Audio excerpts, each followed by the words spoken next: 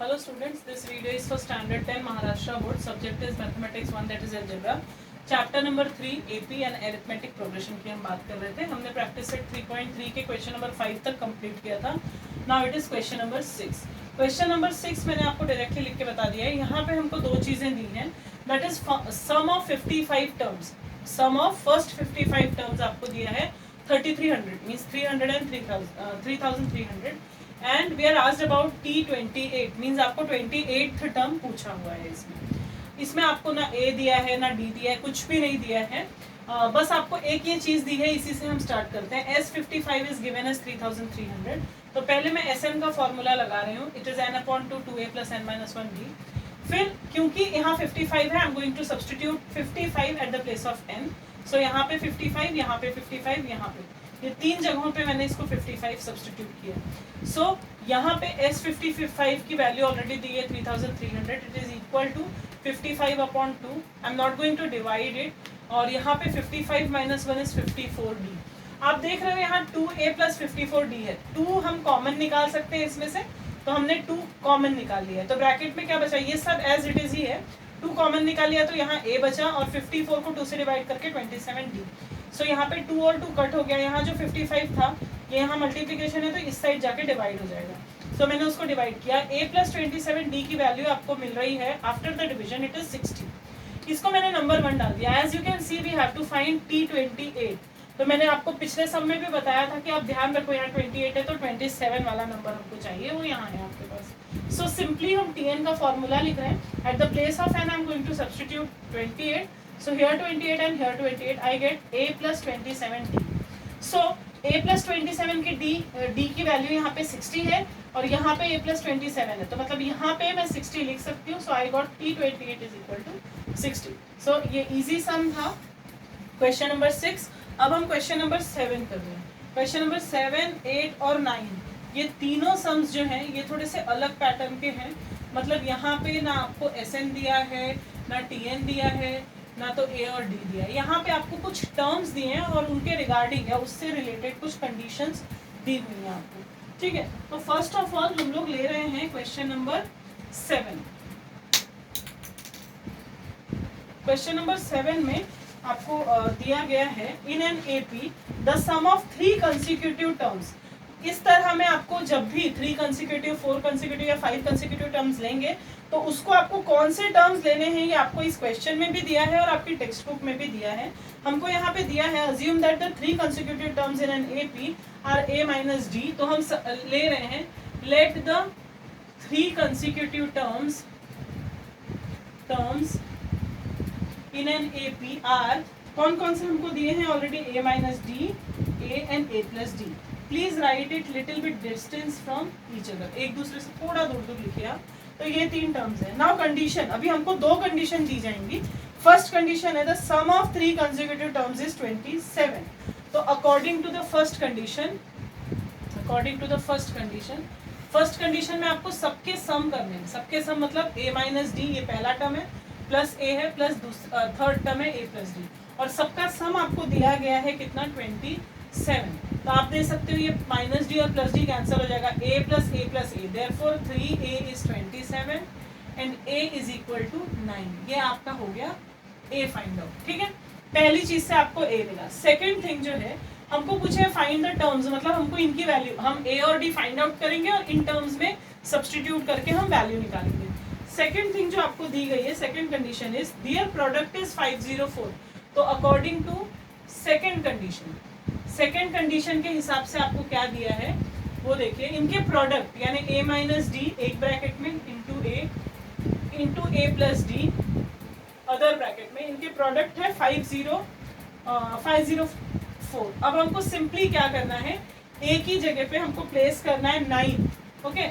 So this is 9 - d into 9 + d is 504. First of all आप चाहो तो 9 से यहाँ डिवाइड कर दो और a - d a + d इस तरह का फॉर्मूला मिला है आपको. तो वो क्या होता है, a² - b² यानी 9² - d² इज इक्वल टू 504/9. ये आप थोड़ा सा ध्यान रखो. ये और ये एक साथ लेके मैंने फॉर्मूला बनाया और 9 को यहाँ पे डिवाइड कर दिया है. So 81 minus d square is equal to, जब हम 9 से इसको डिवाइड करते हैं we get as 56. Okay, so d square minus d square था, मैं उस साइड ले जाऊंगी तो वो प्लस डी स्क्वायर हो जाएगा. 81 इसी साइड था, माइनस 56 आएगा. सो आपको क्या वैल्यू मिलेगी इसकी? It is 25. ठीक है, सो डी स्क्वायर इज 25. अगर डी स्क्वायर 25 मिला है यानी डी की वैल्यू कितनी आएगी? Plus minus 5. अब 5 का स्क्वायर भी 25 होता है और माइनस 5 का स्क्वायर भी 25 होता है. So you got the value of D. अगर आपको डी मिल गया है एंड ए मिल गया है, ए और डी दोनों है आपके पास, अब आप दो कंडीशंस में निकालोगे. पहली चीज तो आएगी when A is equal to 9 and D is equal to 5, अगर ये कंडीशन है. और दूसरी आएगी A is equal to 9 and D is equal to minus 5. तो आपके पास दो अलग अलग नंबर्स निकलेंगे. पहले अगर मैं दोनों को प्लस ले रही हूँ तो हमारा फर्स्ट नंबर था a माइनस डी, यानी a minus d is equal to 9 minus 5 and that is 4. दूसरा आएगा a कितना है 9, और तीसरा आएगा a प्लस डी यानी कि 9 प्लस 5 यानी 14. तो आपके पास 1 2 3 ये तीनों मिल रहे हैं, मतलब ए पी होगा आपका. The required terms are it is 4 9 and 14. 4 9 and 14. और अगर दूसरी कंडीशन में ले रही हूँ तो it is a minus D, that is a minus minus 5, that is 9 minus minus 5. Minus minus plus हो जाएगा और आपको मिलेगा 14. दूसरा a आएगा 9 और a प्लस डी जो है यानी 9 प्लस माइनस 5 यानी माइनस होकर आंसर आएगा 4. यानी आपको 2 AP मिलेगा. पहला AP जो है 4 9 14 है और दूसरा 14 9 4 है. बिल्कुल ये मत सोचना कि दोनों AP सेम है, दोनों अलग अलग है. And we have to write both the conditions. ठीक है, hence the required terms are 4 9 14 और 14 9 4. ओके, सो अब हम आ रहे हैं क्वेश्चन नंबर 8 पे. क्वेश्चन नंबर 8 जो है वो थोड़ा बड़ा सा सम है.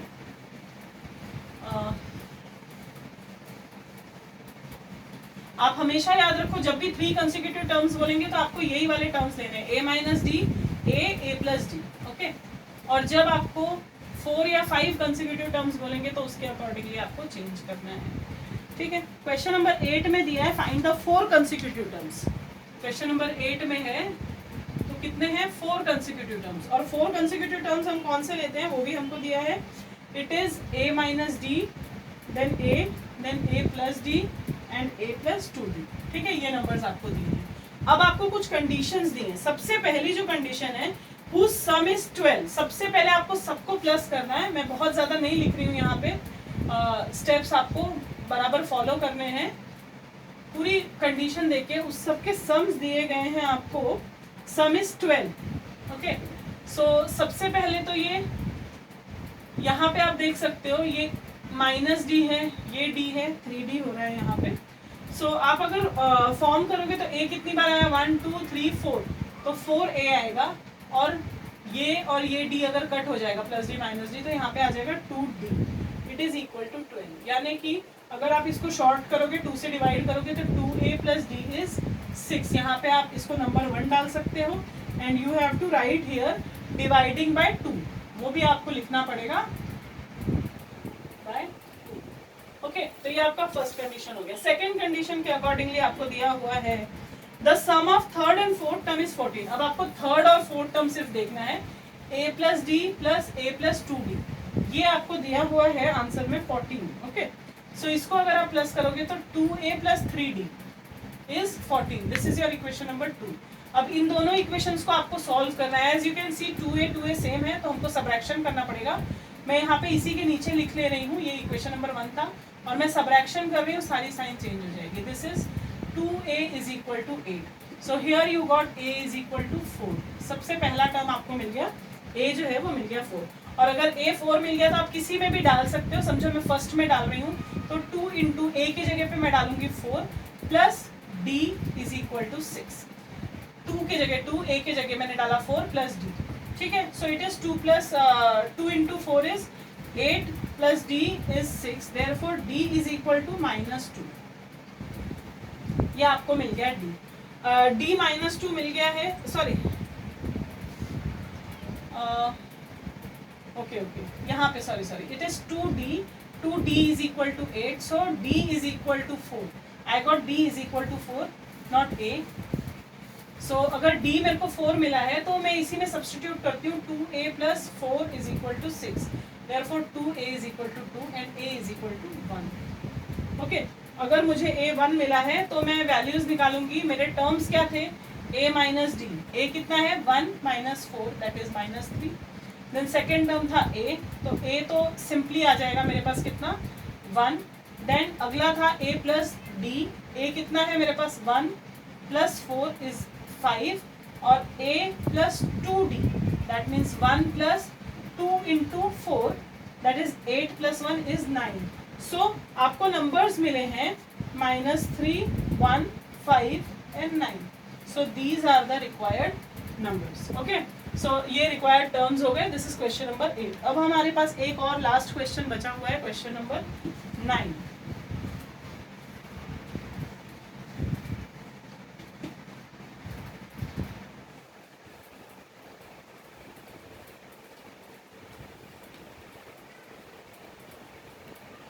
अब हम लास्ट क्वेश्चन कर रहे हैं, क्वेश्चन नंबर 9।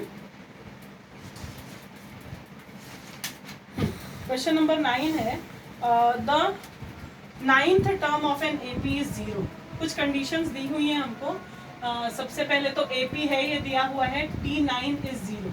हमको दिया है the 9th term of an AP is 0, so T9 = 0। Then show that T means 29th term, हमको शो दैट है, मैं शो दैट यहाँ पे लिख रही हूँ। हमको क्या शो दैट करना है वो देख लीजिए। शो दैट 29th टर्म यानी कि क्या हो गया T29 is twice the 19th term is equal to 2 × T19। ये आपको प्रूव करना है, ठीक है। ये हमको शो दैट है और ये हमारा गिवन है। सो हम उस हिसाब से सॉल्व करना शुरू करेंगे। सबसे पहले तो इस ट्वाइस मतलब 2 × मुझे प्रूव करना है यहाँ पे। तो मैं दोनों भी वैल्यूज लेने की कोशिश करती हूँ। पहले मैं मतलब अगर आप इनडायरेक्टली देखेंगे ना तो you have to show that T29 - 2 T19 = 0। ये आपको कहीं ना कहीं आपको ये चीज शो करनी है, वो आपको ध्यान रखना है।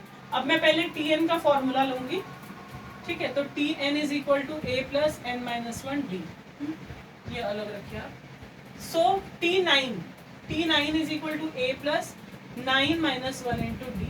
Therefore T9 की वैल्यू कितनी थी 0, 0 = a + 8d। ये हो गई पहली चीज, a + 8d की वैल्यू हो गई 0। नाउ मैं T29 फाइंड आउट कर रही हूँ। T29 = a + 29 - 1d। So it is equal to T29 = a + 28d। This is the second term. और T19, तीन चीजें हैं, T9 है, 29 है और 19 है।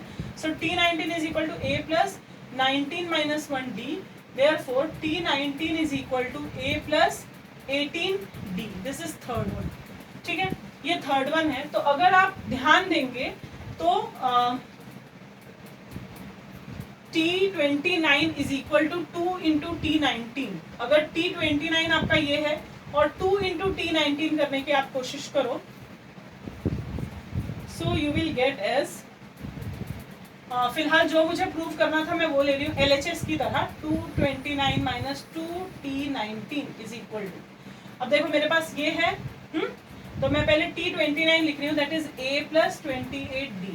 ये मेरा पहला ब्रैकेट हो गया। देन माइनस डालूंगी और 2 डालना है मुझे बाहर, 2 इन ब्रैकेट a + 18d, ठीक है। सो मुझे अभी क्या मिल रहा है, it is a + 28d - 2a - 36d। ये माइनस कैसे हो गया, बिकॉज अंदर की साइन माइनस थी। अब मेरे पास जो वैल्यू आई है that is -a - 8d। As you can see 2 - 2 a - 2a है तो -a और ये -8d।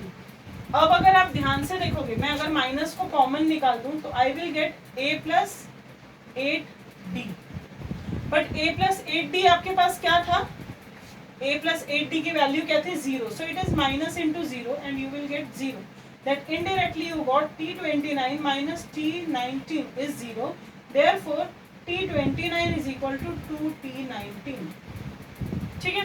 तो ये आपको थोड़ा सा जम्बल्ड सम था, थोड़ा ध्यान देना पड़ेगा। पहले तीन चीजें हैं हमारे पास, T9 है, T29 है और T19 है।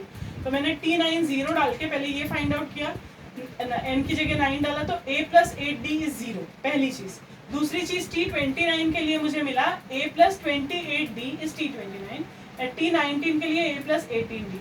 अब मुझे क्या करना है, ये वाला प्रूव करना है, तो मैं इसको LHS ले रही हूँ। If I can prove that this is equal to 0 तो हमारा वो गिवन वाला सॉल्व हो जाएगा। तो t29 माइनस t19 इसको सब्सटीट्यूट किया मैंने। पहले मैंने t29 की वैल्यू लिखी a प्लस 28d, देन मैंने माइनस डाला, फिर 2 डाला, फिर t19 a plus 18d। Okay, a plus 28d minus 2a और माइनस प्लस माइनस 36d। यहाँ पे से आप देख सकते हो कि a और माइनस 2a है तो माइनस a हो जाएगा। 28 माइनस 36 इज माइनस 8d। अगर आप माइनस को यहाँ पे कॉमन ले रहे हो तो in bracket it is a plus 8d। अब a plus 8d as you can see a plus 8d is 0, so इस minus into 0 and that is 0। अगर मेरा ये 0 प्रूव हुआ then I can write minus 2 t19 को मैं उस side ले जा सकती हूँ, then t229 is equal to 2 into t19। So in this way, practice set 3.3 of chapter 3 arithmetic progression of algebra for standard 10 is completed. Thank you.